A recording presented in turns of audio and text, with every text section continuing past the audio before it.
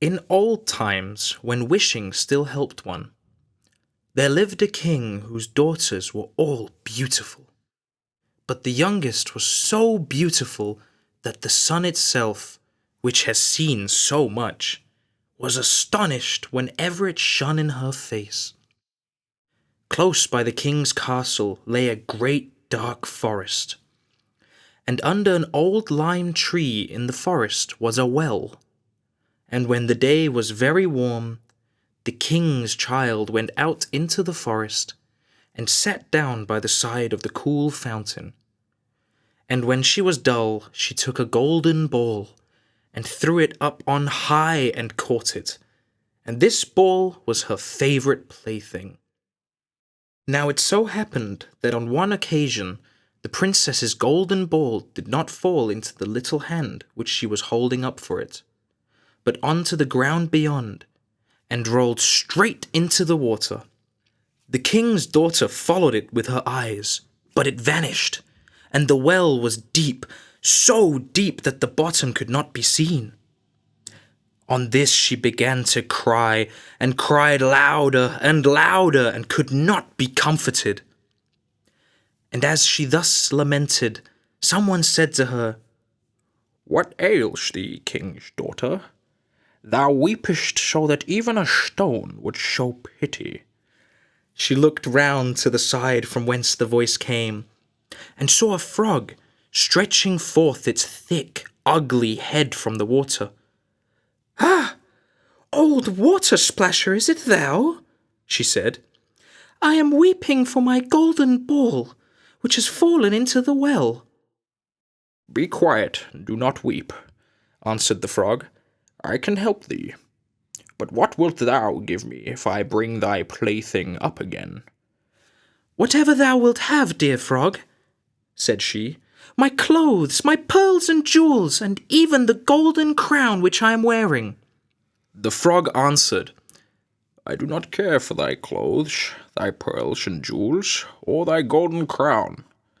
But if thou wilt love me, and let me be thy companion and playfellow, and sit by thee at thy little table, and eat off thy little golden plate, and drink out of thy little cup, and sleep in thy little bed.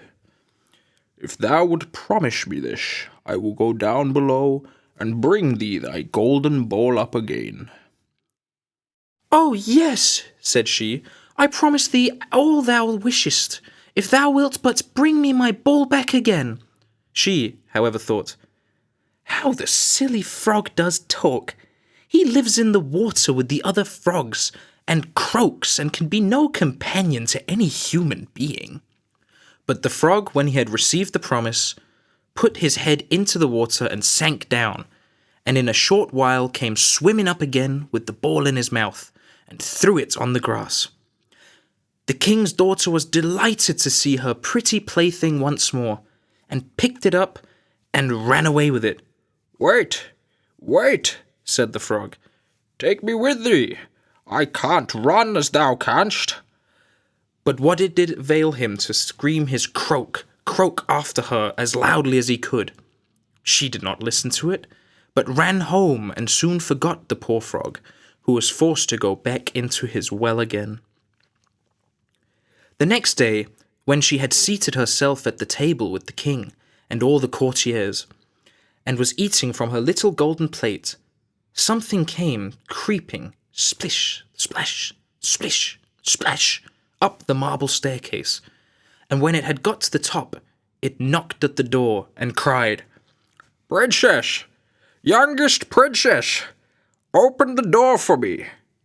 She ran to see who was outside, but when she opened the door, there sat the frog in front of it. Then she slammed the door to in great haste, sat down to dinner again, and was quite frightened. The king saw plainly that her heart was beating violently, and said, "My child, what art thou so afraid of? Is there perchance a giant outside who wants to carry thee away?" "Ah, no," replied she, "it is no giant, but a disgusting frog." "What does a frog want with thee?" "Ah, dear father, yesterday, as I was in the forest sitting by the well, playing, my golden ball fell into the water. And because I cried so, the frog brought it out again for me. And because he so insisted, I promised him he should be my companion.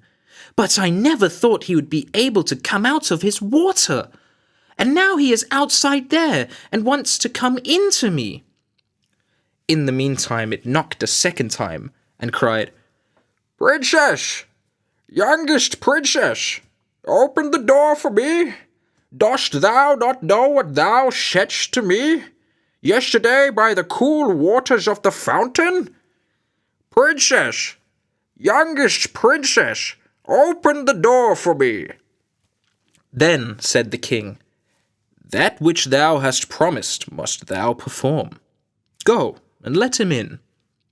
She went and opened the door, and the frog hopped in and followed her, step by step, to her chair.